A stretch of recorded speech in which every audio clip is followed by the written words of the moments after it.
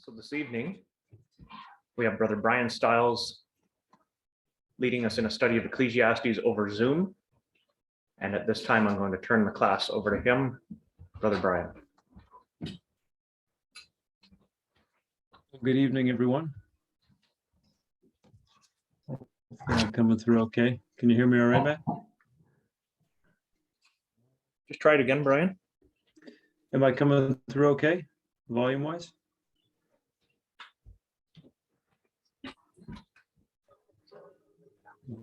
Let's see here. Try again, Bryan. Sure. Can you hear me now? Any ability to hear me speaking or no? Yes. Let's see here. Yes? As Sounds okay? long as you speak like that, the remainder of the evening will be just fine. All right. Sounds good. Thank you. If it gets too quiet, give me some kind of hand signal or something, and I'll try to increase the volume. All right, I will. All right, excellent. Well, it's great to be with you this evening. Obviously, I bring with me the love and greeting of your brothers and sisters on this side of the border over here in Detroit, Livonia, Ecclesia. And I thought it would be suitable to take a look at Ecclesiastes because we've just finished it in our second portion daily readings. And Ecclesiastes is a book that tends to lead to some pretty deep introspection as we go through it. It's not one that we'd characterize as particularly positive as we read through it, yet nonetheless, we know that it's there for a reason. It's there to inspire some reflection. And so as a result, having just finished yesterday reading the final chapter of Ecclesiastes, thought it might be beneficial to just take a look back over the book and to try to figure out what are some things that we can take away practically for ourselves to try to help us on our walk to the kingdom. And so the goal then for tonight's study is really twofold. One is to consider why God's way is the best for mankind, so reaffirming our understanding of God's plan and purpose, and then to perform a bit of a personal assessment as we examine ourselves in light of the words of the preacher. And so it really gets at the opening prayer of really doing what it is that we've been instructed to do and implementing it in our lives. And so in summary, it's increasing our confidence and commitment to God's way as lived out in our lives. And when we take a look at the book of Ecclesiastes, we wonder, all right, well, who wrote the book? And perhaps many of us have a pretty good feel as to who that might be. But I wanted to start out by taking a look at the authorship of the book, because the book itself is trying to assess what is the purpose of this life, what lasting benefit can be gained from living this life as an end in itself. The author refers to himself as the preacher or Koheleth, which appears 3 separate times in the book. And each time it appears in these 3 sections, there's a clue linking it to who the author of the book might be. Authorship is important for a few reasons, as we'll see in due course. The first occurrence is in Ecclesiastes chapter 1 and verse 1. He refers to himself as the son of David in verse 1, the king in Jerusalem. He's king over Israel in Jerusalem in verse 12, and he has more wisdom than all who were before him, as he says in verse 16 of Ecclesiastes chapter 1.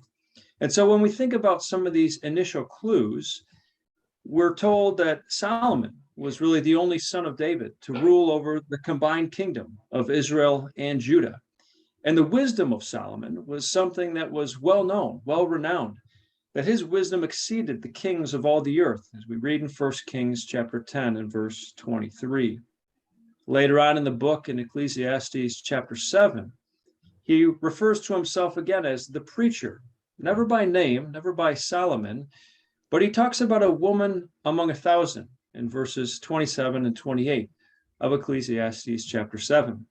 Now, was 1,000 plucked out of the air, or could it relate to the fact that Solomon himself had 1,000 women in his life, 700 wives and 300 concubines, as we read in 1 Kings chapter 11 and verse 3.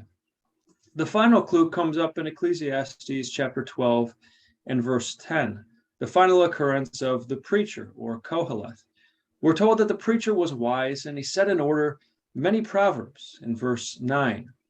Solomon himself was known for the many proverbs that he spoke, and many proverbs that he recorded. In fact, in 1 Kings 4 and verse 32, it tells us that he spake 3,000 proverbs. And so right at the outset, it would seem to be that Solomon would be the author of Ecclesiastes. And even though the book is inspired, of course, by God, God diffuses the Spirit through Solomon and allows Solomon the privilege of recording these words through the life's experiences that he would have encountered in his unique situation. Now, if we take a look at the structure of the book, it's a bit circuitous, and I put it in this manner for a reason, because when you read through the book of Ecclesiastes, it can be a bit of a challenge to actually understand what the logical flow is. Solomon starts out in the beginning in chapter 1, verses 1 through 11, to talk about how life is this endless cycle. It begins and it ends. He talks about the flow of nature and how water flows and returns to the spot that it fell, and it just continues on. He talks about the winds going from one place and going to another, and then returning to the same place again, about how all the waters run into the sea and the seas are not full.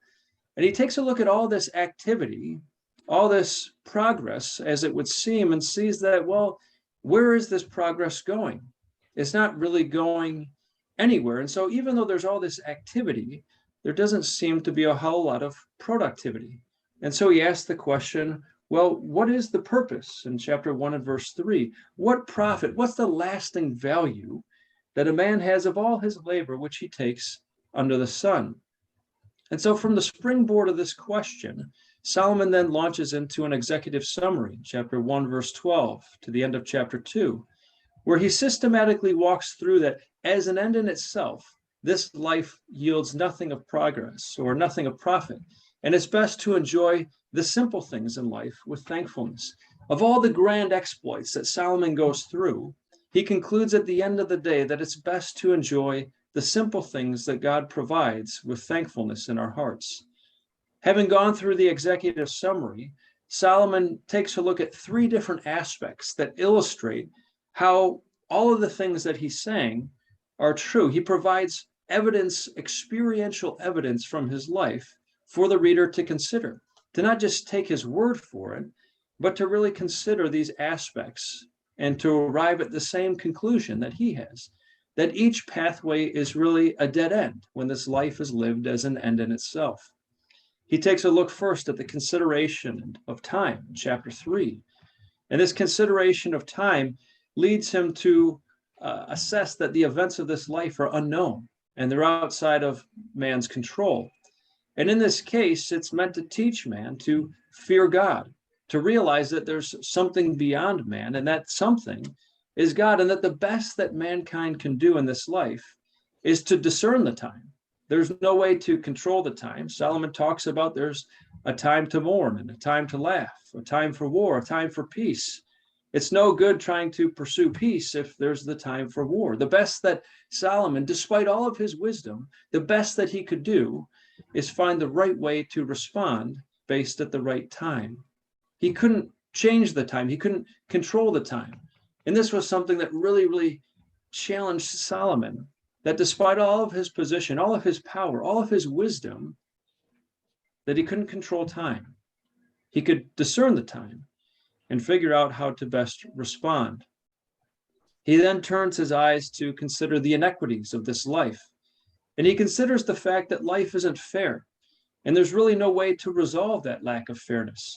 And having gone through a number of different scenarios in chapter 4 to see how is it that an individual might try to overcome those inequities, he concludes that there's really no ability for mankind to solve all of the issues of this world.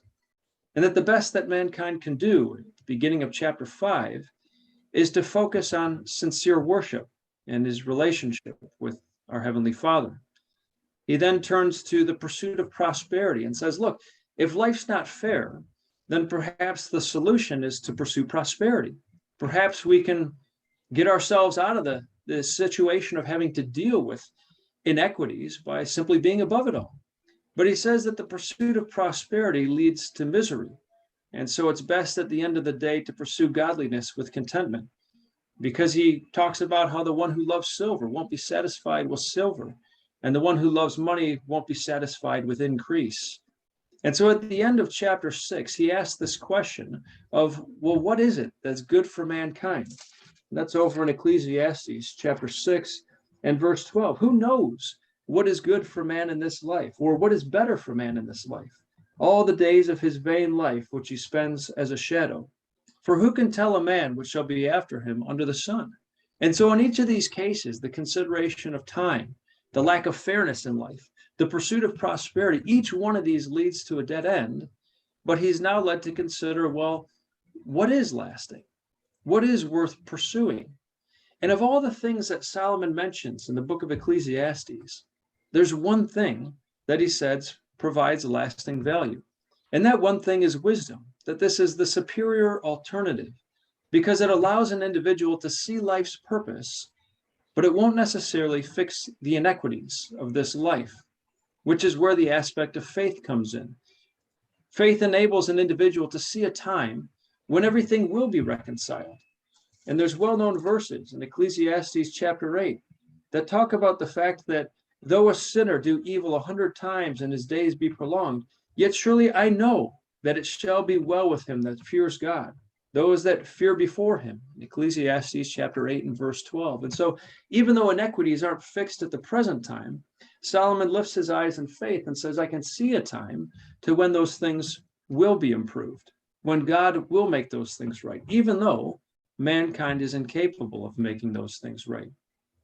And lest the reader walk away thinking that wisdom is really not worth pursuing because it won't fix all of life's inequities now, Solomon takes a bit of time in Ecclesiastes chapter 10 through 11 and verse 6 to offer some practical benefits associated with the application of wisdom, that it is worth doing, that you can't sit by and say, well, it's hopeless anyway, so why try? But rather to apply ourselves, to invest, to sow our seed, as he says at the beginning of Ecclesiastes chapter 11, with the expectation that God may give an increase, and that we therefore need to focus on the effort that we employ and leave the bearing of the fruit and the results to God. Solomon at the end of the book in chapter 11, verse 7 through chapter 12 and verse 14 talks about how the cycle eventually ends. In the beginning of the book, he talks about life as an endless cycle that continues on at the macroscopic level. But by the time that he gets to the end of the book, he says that's not the case for individuals, that there is a finite ending. And so he encourages the reader to start with the end in mind, to use the energy, to use the opportunities, to use our lives to serve God, because ultimately this life is going to come to an end. And his final exhortation is to focus on what you can control. Focus on fearing God and keeping his commandments, and not to worry about the rest. Because Solomon, with all his wisdom, with all his understanding, if he couldn't figure it out, what he's telling us is we won't be able to figure it out either. So focus on the things that we can figure out, which is the reverence of God in our lives and the keeping of his commandments. This is the overall storyline of the book, and we're going to unpack it a bit together as we go through the duration of tonight's study. It's basically split up into two primary sections. The first section in chapters 1 through 6 is considering this primary question in chapter 1 and verse 3. What does a man gain by all his toil in this life? And he says that at an end in itself, this life yields nothing of value. And so turning then from that rather discouraging conclusion, if we look at this life as an end of itself, he says, well, what is good for man in this life? In chapter 6 and verse 12. And he concludes with two simple points: to enjoy the simple things with thankfulness, and to pursue wisdom, faith, and godly fear.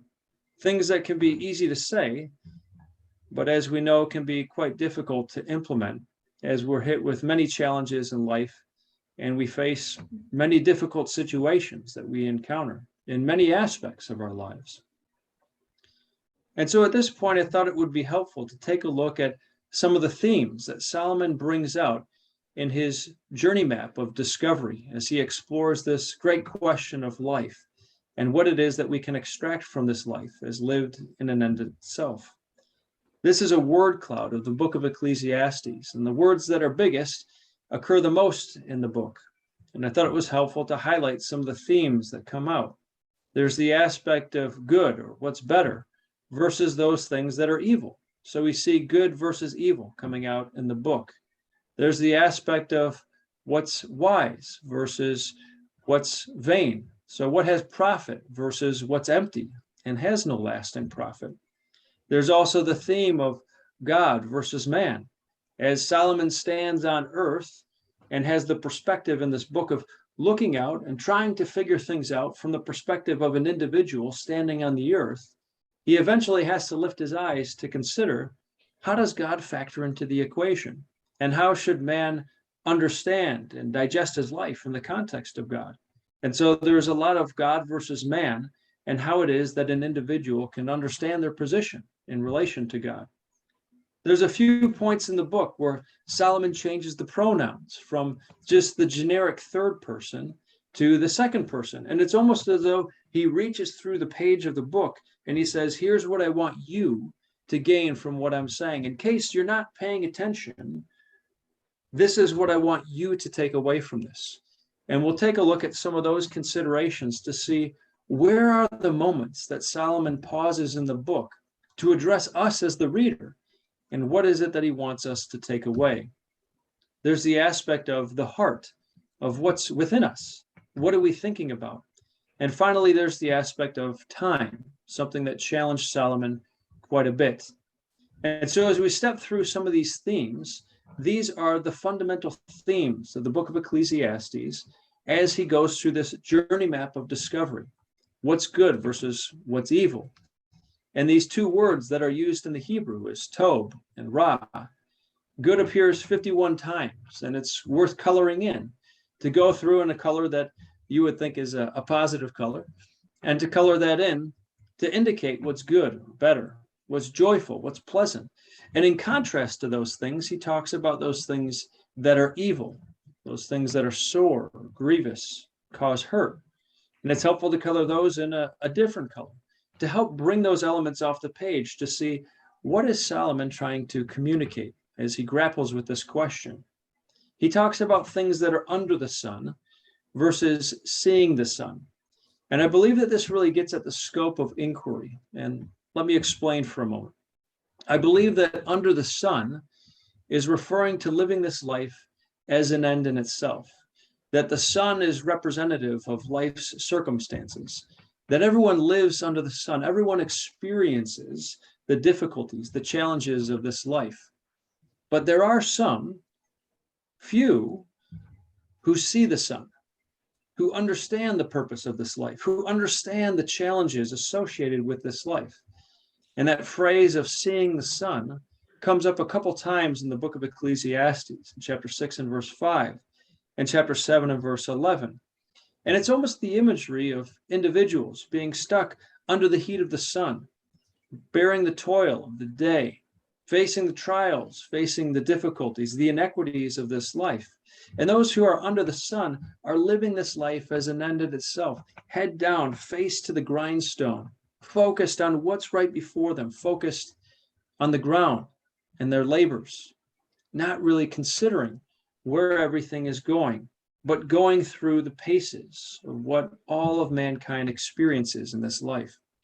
But Solomon talks about some who lift their eyes and who are able to see the sun, to understand the purpose of this life. And that's really what Solomon is getting at, that there are certain individuals who see the sun, who see the purpose. In Ecclesiastes chapter 7 and verse 11, this is one of those occurrences. It's worth taking a look at. He talks about wisdom as being something that's good, as providing lasting value. And he says, wisdom is good with an inheritance, and by it there is profit or lasting value to them who see the sun. For those who understand the purpose of this life, there's value, there's benefit in going through the difficult situations, and wisdom allows them to extract the value from those circumstances, which isn't true for those who are simply living under the sun, just bearing the heat of the day and feeling the toil, feeling the difficulty, but not really understanding the purpose. He continues on to talk about profit versus vanity. what has a lasting value versus what doesn't. And so 53 times wisdom comes up as the only thing that has lasting profit or lasting value. And so this word wisdom comes up 53 times versus vanity, which is Hebel. Everything else outside of wisdom, understood in a godly context, is vanity. He also talks about God versus man. What's the proper place for God in man's life? He talks about how innately man thinks that he can control his own life, that men and women believe that fundamentally they're able to shape the world, to be able to solve the world's problems. The reality that Solomon comes to is that, well, no, actually, God is in control. Man is governed by time, chapter 2 and verse 16, but God is timeless. We continue on in the consideration. Solomon talks about his heart, man's experience, man's thought, man's emotion versus the reality with God. There are certain things that Solomon came to in his heart from his perception, but then there's a reality that exists with our Heavenly Father. 40 times Solomon talks about time. Why does it exist? What's it designed to teach? Which is a study in and of itself, because each one of us are governed by time. The time that we start Bible class, time that we go to bed, the time that we wake up, the time that we have meetings each day, when the kids go to school, when we eat. Everything is governed in life by time, which is an interesting consideration to think about as to why God put time as an element that governs this present age. Solomon spent some time thinking about that and considering it. And then there's the pronouns, the thy and the thou, speaking to us personally as he goes through and gives advice. So all of these themes are working toward the same goal of what brings lasting benefit, which is really the enigma of Ecclesiastes, is the riddle that he's trying to solve. So with trying to solve this riddle and the themes that are presented along the way of trying to solve it, Solomon also spends a bit of time establishing his credentials. Because if we're going to invest ourselves in trying to hear someone's perspective on what's the purpose of this life, why should we put any stock in what it is that this particular individual is writing about life? I'm sure that we could read a number of different accounts as to what the meaning of life is. And of course, this one is inspired by God. And at the same time, Solomon says, well, you should also pay attention based on my individual credentials. He talks about the fact that he's rich, chapter 1 and verse 16.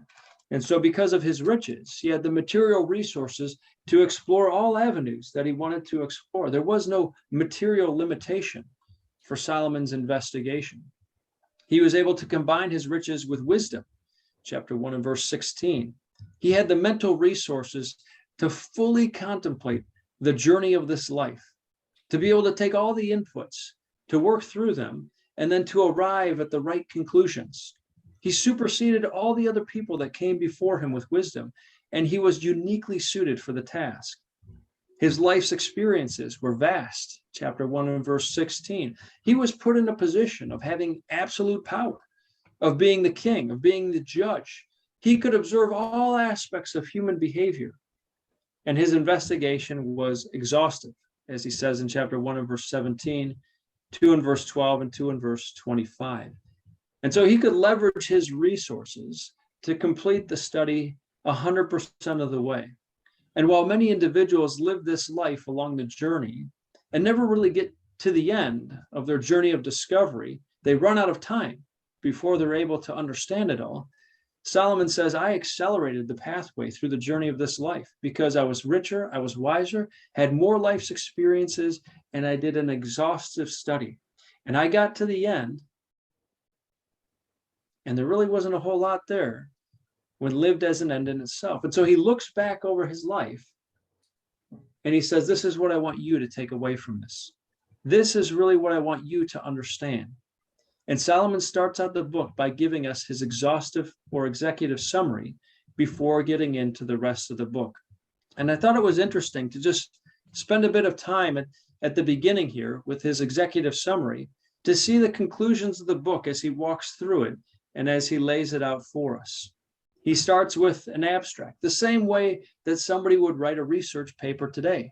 Talks about his problem statement, the motivation and the importance of his study, the methodology that he employs, the result and the implication of his study. He then goes into the methods, that here's all the ways that I pursued my study to try to understand.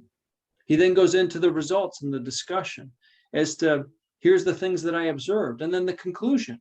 And finally, the recommendations as to what the individual who's reading his study should take away. The problem statement that he begins with is to seek and to search out by wisdom concerning all things that are done under heaven. That's his scope of inquiry, under the sun or under heaven. That comes up 9 times in this section, but he's going to do it by wisdom. It's going to be a measured approach. He then talks about his motivation. He says, this sore travail hath God given to the sons of man to be exercised therewith. And so he says this is a universal application. It impacts everybody. It's not just a unique set of individuals that face this challenge. Everybody faces this challenge. And so as a result, it's something that I'm going to spend some time on. Sore travail is the first occurrence of evil, the evil business that an individual experiences in this life. And this is the first occurrence of God in the book. God is initially introduced in this book as being an opposing force to mankind. That's how God is initially positioned by Solomon in the book of Ecclesiastes, the one who brings the evil business into the life of man to have to deal with. And he talks about how this evil business exercises, afflicts, or humbles the individual. He then continues on to talk about the methodology that he used, and that being the one of observation, of where he would look at things, understand them, take in the data, and he would make conclusions, observations based on his experiences. I've seen all the works that are done under the sun. I've seen it all. And the result in verse 14, all is vanity and vexation of spirit. There's no lasting value. It's a grasping after the wind of trying to attain the unattainable. The implication is that which is crooked cannot be made straight. And crooked means that which is perverse.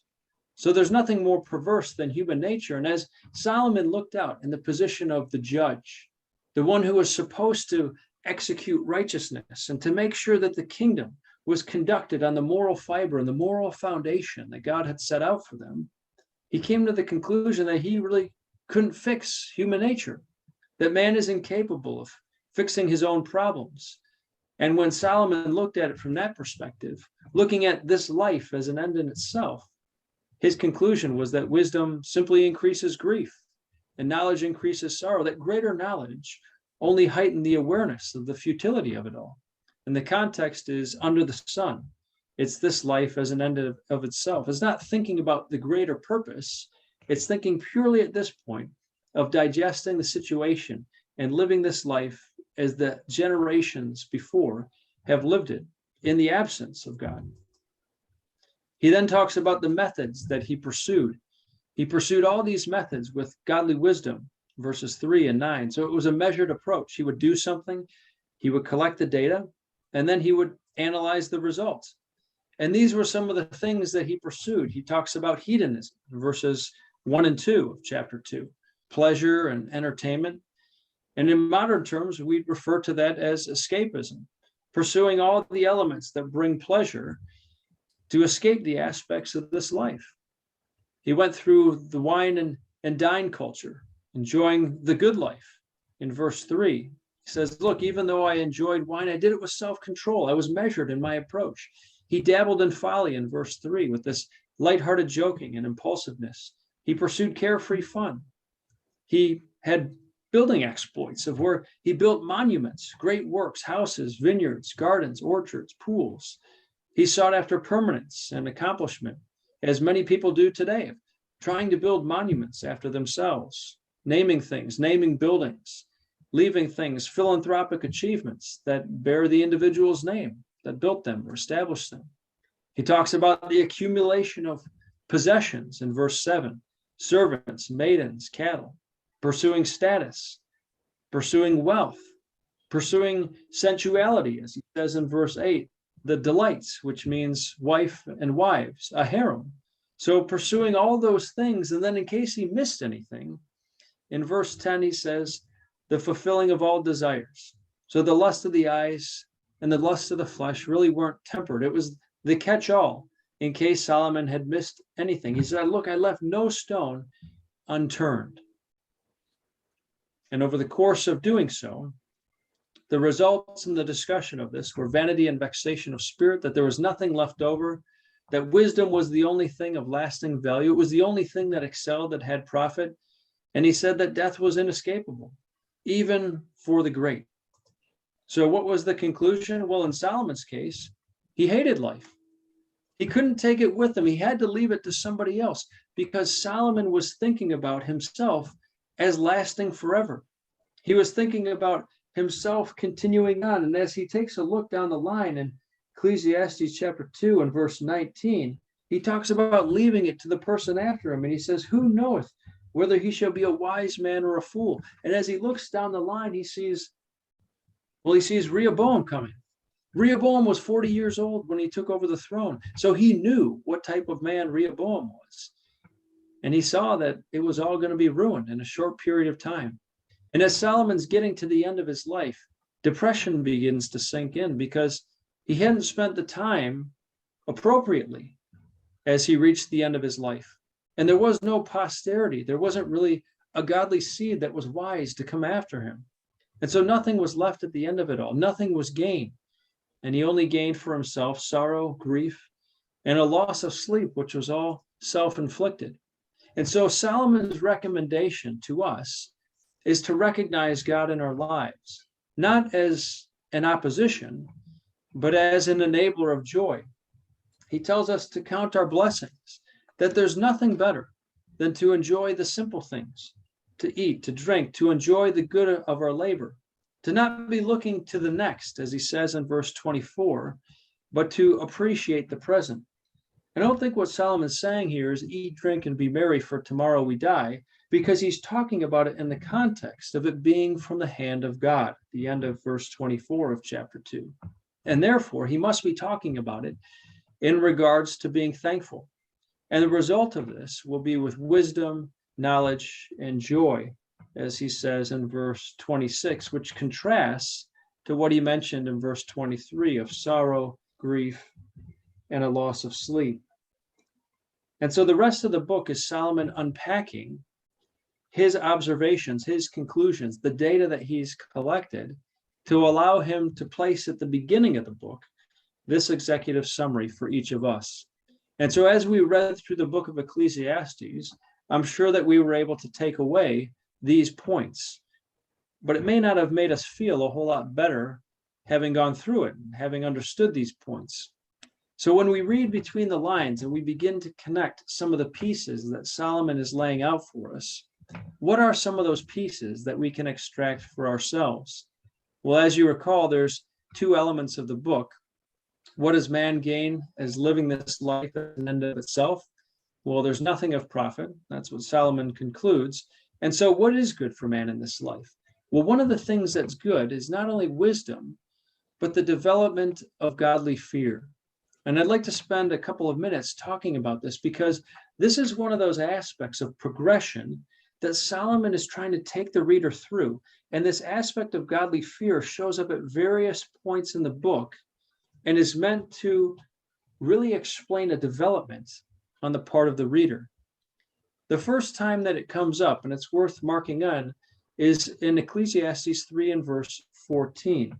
And this is in the context of the chapter about time, about how the best that an individual can do is discern the time.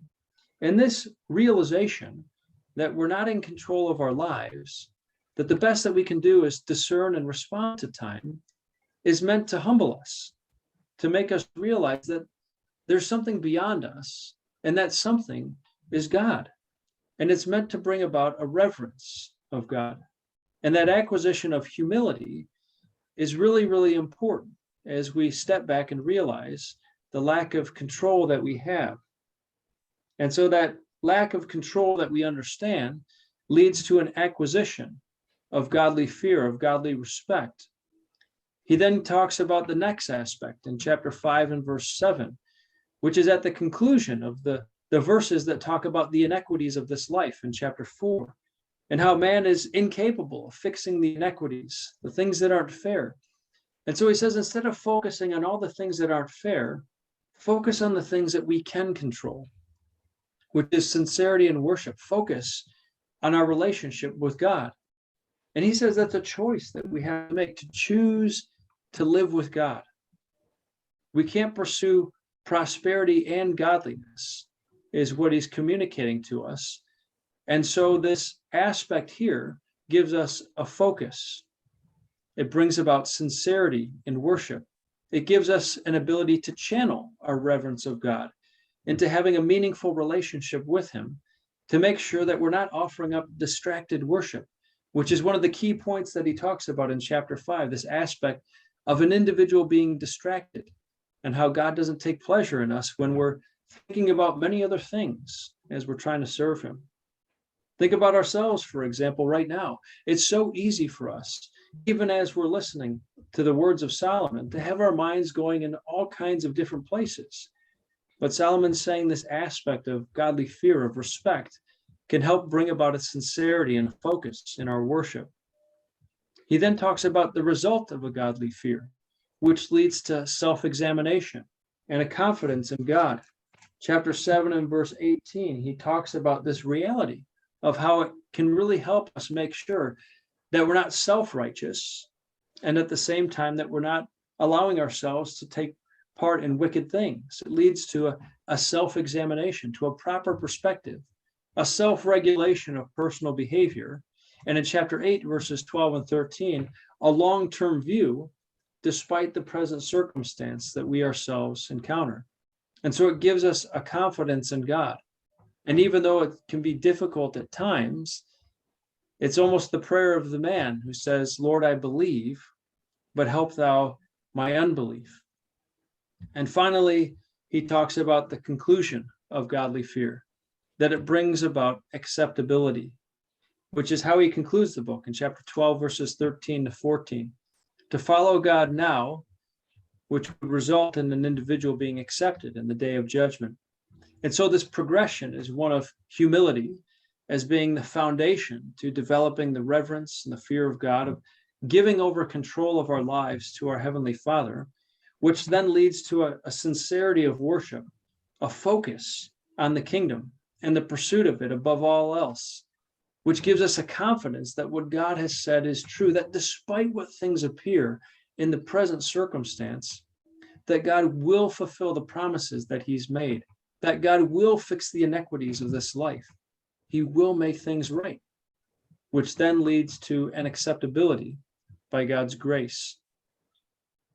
There's individual messages as well that Solomon places within the book. And I found it helpful to take a look at what are those points in the book as to where it is that Solomon points through the page and talks to us personally as he tries to develop within the reader this aspect of godly fear as he tells the story, really, of his own life. The first message that he delivers to the reader is that there's a better solution, because remember, the whole theme of the book is finding what is better, what is the lasting good for man in this life. And so for men and women who are pursuing what's better, what is it? Well, he says there's a better solution. If you take a look at the beginning of chapter 5, you can see that the pronouns change. Keep thy foot when thou goest to the house of God. Verse 2, be not rash with thy mouth, and let not thine heart. And it's helpful to just go through and to color in all those pronouns in second person there, where Solomon's speaking to us. He says it's the better alternative to focusing on the inequities of this life, to be sincere in our worship, because this life has no solution for man. So the solution is a sincerity in worship and a faith as we look forward. There's a better pursuit. As many people around us are caught in the rat race of life, of trying to get ahead, trying to make sure that they're building up their barns for the future, he says there's a better pursuit, and that's godly wisdom, which is better than the alternative, which is the pursuit of prosperity, which only brings misery, as he covers in 5 verse 12 to chapter 6 and verse 12. There's a better life, which is one of joyful obedience, of where he talks about in chapter 9, verses 7 to 10, as he reaches through the page and he points to us, the reader, he says, the wise is in the hand of God. So it's best to manifest godliness with thankfulness, because the alternative is to be stuck in the madness of this world. As this world swirls, trying to understand, make sense of things in the absence of God. He says there's a better way. And that better way is a joyful obedience. There's a better perspective, which is faithful optimism, as he talks about in chapter 10 and verse 20 to 11, verse 6, that despite the inequity, despite the uncertainty of this life, that we don't know what the increase will be, he instructs us to continue to plant, to continue to water, and to trust that God will give the increase. Some of those things will bear fruit. But the reality is that none of the things will bear fruit when we don't do anything. That's the alternative, is frustrated despondency, as he talks about in chapter 11 and verse 4. He talks about a better beginning as he appeals to the youth, that time is limited, therefore to avoid distraction and to put first things first, to avoid a wasted life. And there's a better ending, which is godly fear with judgment, of where he talks about the reverence of God as the answer to everything in this life, and forget about the rest, which is a better ending than eternal death, as he looks forward to what it is that God will do for those who have been faithful. So given all these messages about godly fear, about what it is that Solomon is instructing the reader, how is it that Solomon actually did in his own life? What's the evidence as to where Solomon ended up? Well, there's really three periods of Solomon's reign. There were the early years of his reign, and the characteristics of it were zeal and enthusiasm for the truth. The activities that were marked there, the prayer to God in Gibeon, building of the temple, and the chapters that pertain to this period in Solomon's life were in 1 Kings 3 and 1 Kings 5 through 8. There's the middle years of Solomon's life, the mature kingship and the wise rulership. And this time period is marked by all the activities of building gardens and administration, which covers 1 Kings 4 and 1 Kings 9 through 10 and verse 13. And then there's the later years, the decline of old age, which were characterized by excess, indulgence, sensuality, and idolatry, the amassing of wealth, of the military, of wives and idols, which is covered in 1 Kings 10 verse 14 to 11 and verse 43.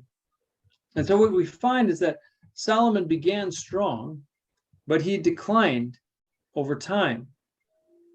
Interestingly, God also appeared and spoke to Solomon on three different occasions. In the early years, he told Solomon in 1 Kings 3 and verse 14, if you keep my commandments, I will lengthen your days. In the middle years, in 1 Kings 9 verses 2 to 9, he said, if you will keep my commandments, I will establish your kingdom. But if not, I will cast Israel off. So there's a bit of a warning now that's being attached in the middle years. And finally, in the decline of old age, 1 Kings 11, verses 9 to 13, God was angry with Solomon because he hadn't kept the commandments, and he would actually now depose him from being king. And so despite all the words that Solomon instructs the reader, it seems as though Solomon wasn't really listening to his own advice, that he didn't respond to God's appeals. Well, what were the commands that were given to kings?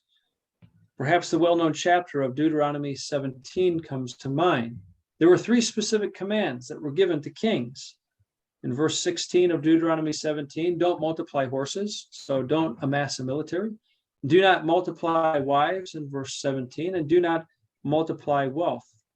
As Moses looked forward through the Spirit in Deuteronomy to the time when the nation would establish a king outside of God, a human king, he gave the warning of these three things. Well, Solomon transgressed each one of them, as we know.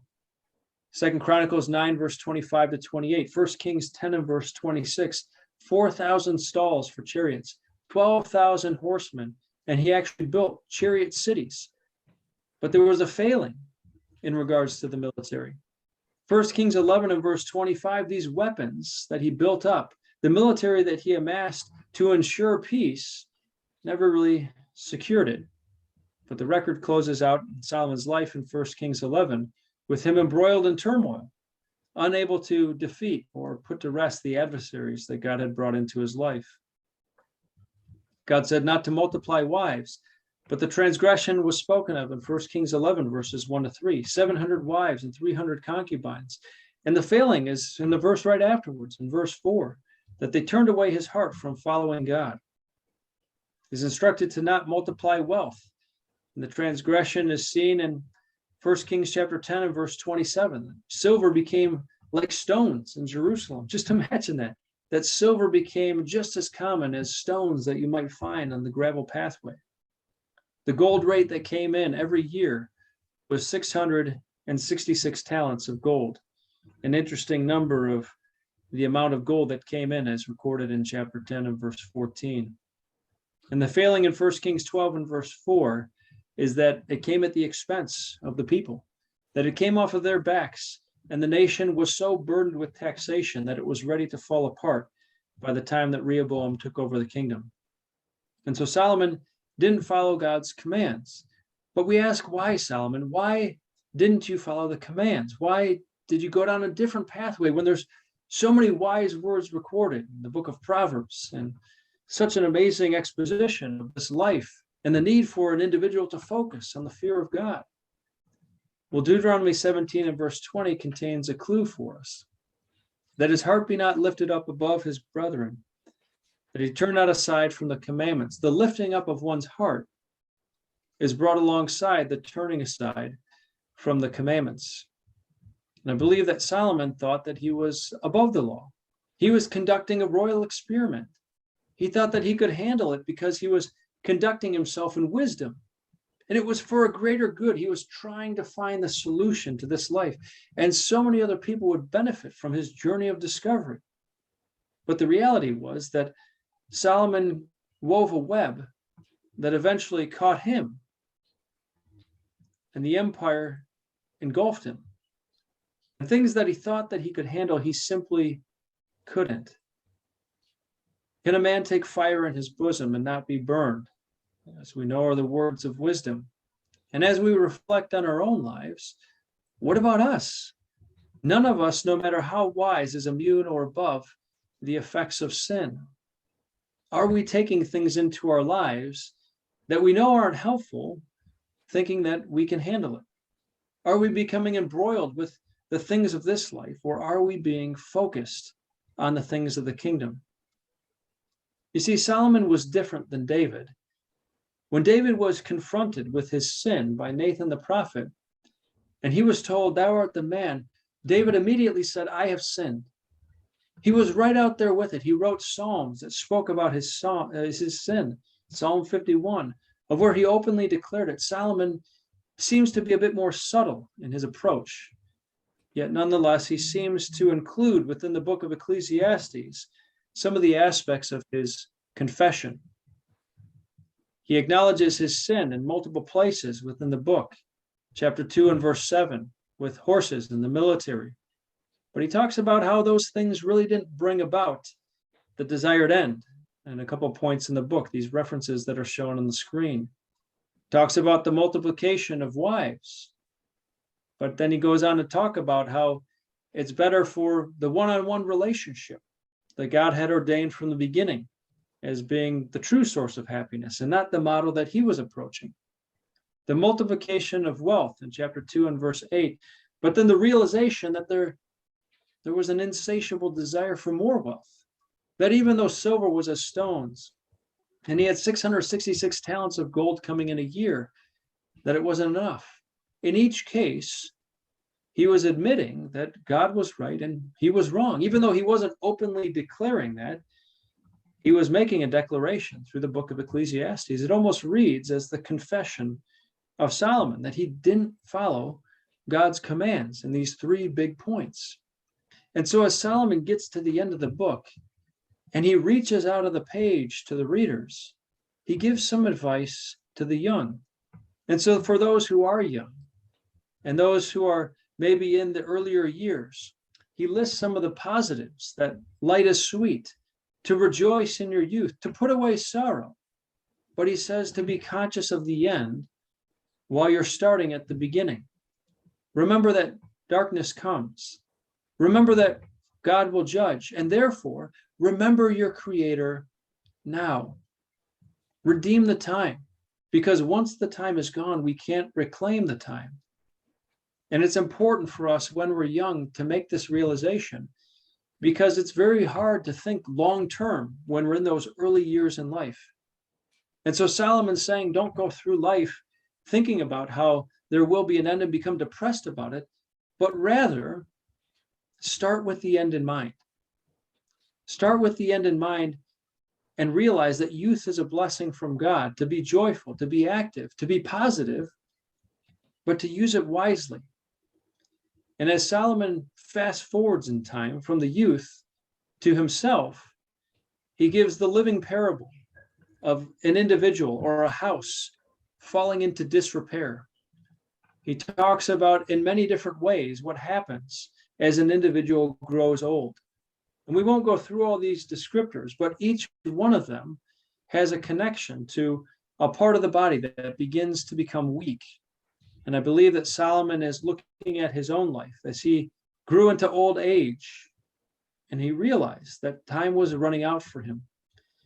And so Solomon's final appeal, as he talks about the reality of his own cycle coming to an end, is what he tells us, the reader, at the end of the book, to let us hear the conclusion of the whole matter, to fear God and to keep his commandments, for this is the whole man. For God shall bring every work into judgment with every secret thing, whether it be good or whether it be evil.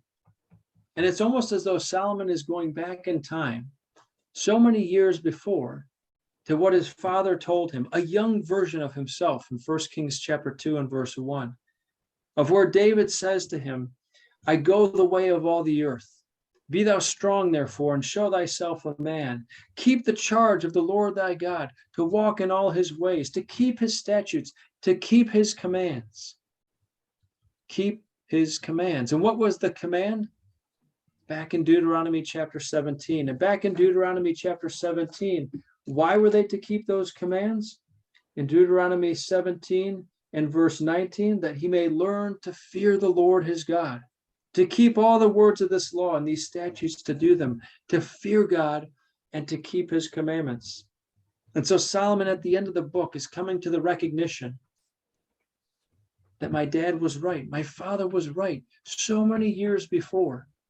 But Solomon overcomplicated things, as so many of us do, overcomplicating things, losing perspective, and making life about more or about different things than fearing God and keeping his commandments. It's interesting to reflect on our own lives in this context and to fast forward to the Lord Jesus Christ, a man who was greater than Solomon, a man who had more than anyone else in terms of wisdom, in terms of power at his disposal. I believe that Jesus thought about Solomon quite often, thought about the pathway that Solomon went in his own life and how that related to Jesus' life. For example, in Matthew chapter 6 and verse 27, Jesus says, can all your worries add a single moment to your life? Consider the lilies, even Solomon in all his glory was not arrayed like one of these. He inserts this aspect of Solomon, and he continues on with the better way in verse 33. But seek first the kingdom of God and his righteousness, and all these things shall be added unto you. Take therefore no thought, no anxious care for the morrow shall take thought for the things of itself. Sufficient unto the day is the evil thereof. And so Jesus is instructing us by thinking back to Solomon to take life one day at a time, to focus on not getting through the day, but getting from the day. What is it that we can learn from the day, from the difficulties, from the evil travail, from the challenges that are presented to us? How is that helping develop the character of God? And it may be difficult to understand in that particular circumstance how that aspect is developing within us the character of God. But Jesus is telling us to press on day by day, keeping that as our focus with the confidence that God will get us there. The final thoughts that we'd like to conclude with are spoken in 1 Corinthians chapter 15, verses 57 to 58, of where Paul, at the conclusion of 1 Corinthians 15, a chapter that's filled with hope, that's filled with the future-looking view of the resurrection, of how Christ as the first fruits is really the harbinger of what will come afterwards, of the faithful who sleep now. And he says, but thanks be to God, which giveth us the victory through our Lord Jesus Christ. Therefore, my beloved brethren, be ye steadfast, unmovable, always abounding in the work of the Lord, for as much as ye know, your labor is not in vain in the Lord. And as he thinks back of all the things that Solomon had talked about that were vanity, that were empty, that had no lasting value, he puts this qualifier on it and says, your labor is not in vain. Your labor is not empty, because you are laboring in the Lord. And as we take a look at all the things that are going on around us over the last couple of years, we see the turmoil in the world. We see the uncertainty, the economic uncertainty, all the concerns that are taking place around us. As men's hearts fail them for fear, we're being given this assurance that we can press forward in thankfulness, as difficult as it can be at times, to stay focused with the recognition, with the confidence that the labor is not in vain in the Lord.